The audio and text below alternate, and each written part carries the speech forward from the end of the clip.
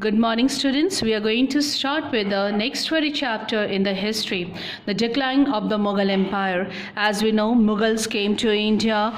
Britishers also came to India, but the differences between the Mughal and the Britishers were Mughals stayed in India and they used their whatever the revenue they collected from the Indians and the taxes collected from Indians they used for the benefit of the Indians. You can see the monuments and different types of monuments and the palaces. You can see that it was been made by the Mughals, but Britishers came to India. They used the resources of India and the taxes and revenue of India to benefit its own country, not for Indians. Okay, so we are going to see the decline of the Mughal Empire. The history of India as well as of the world has been divided into three periods: ancient, medieval and the modern. The death of Aurangzeb is believed to have marked the beginning of the modern period. So the death of the Aurangzeb is believed to have marked the beginning of the modern period of the Indian history. This history seems to concluded with the achievements of independence in 1947. In modern and advocate and acceptable terms to describe this period of the history. Even if we can refer to different historical period in which changes occur and the distinguishing characters emerged, we can fix precise date for any specific period. Each period was born out of the previous one, but gradually each one developed its own distinctive characteristics.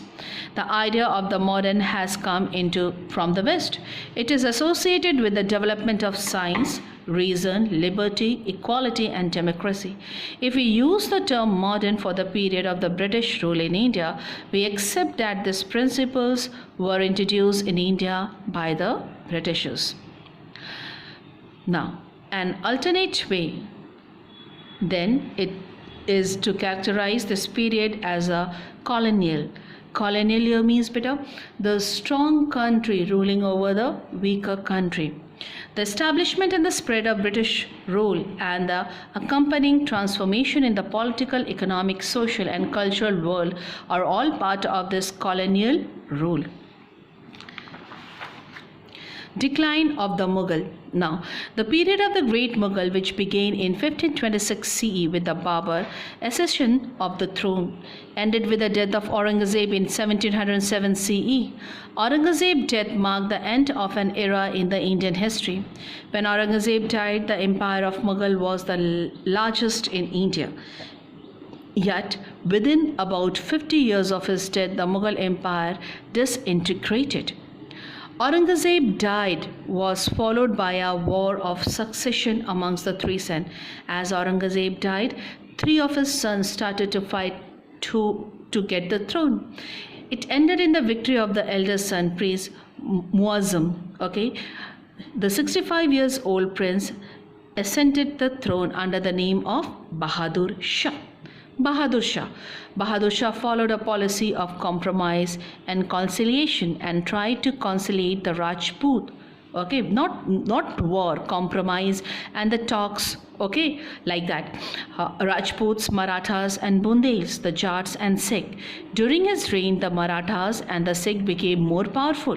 He had also to face revolt from the Sikhs. Bahadur Shah died in 1712 CE. So you can say after using the policy of compromise, he has to face different revolts. Okay. And he died in 1712. As he died, war of succession, which had been a regular feature amongst the Mughal, had become more acute after the death of Bahadur Shah. This was especially so because the nobles had become very powerful. So here, after the death of Bahadur Shah, again the same feature came, regular feature amongst the Mughal arose. What was it? Who is going to get the throne? And this was especially because the nobles had become more become very powerful. Different factions of the noble supported rival claimants of the throne in order to occupy his high post. So here means here it's said to be that if three of the prince are there, few any of them noble is going to give them the support, and behalf of giving the support they used to occupy the high post. Jahandar Shah was succeeded. Bahadur Shah was weak and Jahandar Shah, who succeeded Bahadur Shah, was weak and incompetent. He was controlled by the noble and could manage to rule only for 1 year.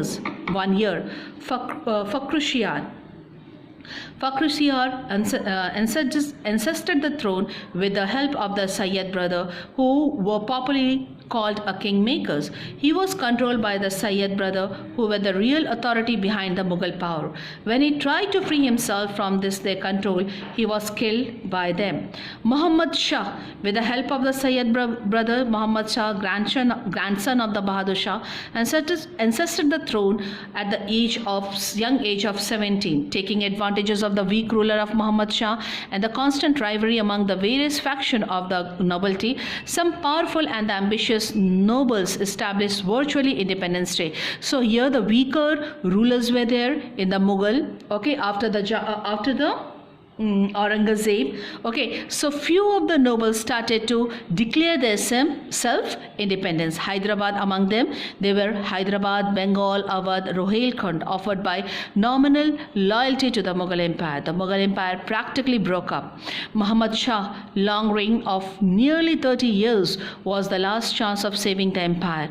When his reign began, Mughal prestige among the people was still an important political force. A strong ruler could have saved the dynasty, but Muhammad Shah was not equal to the task. He neglected the affairs of the state and never gave full support to the able wazir. Thank you.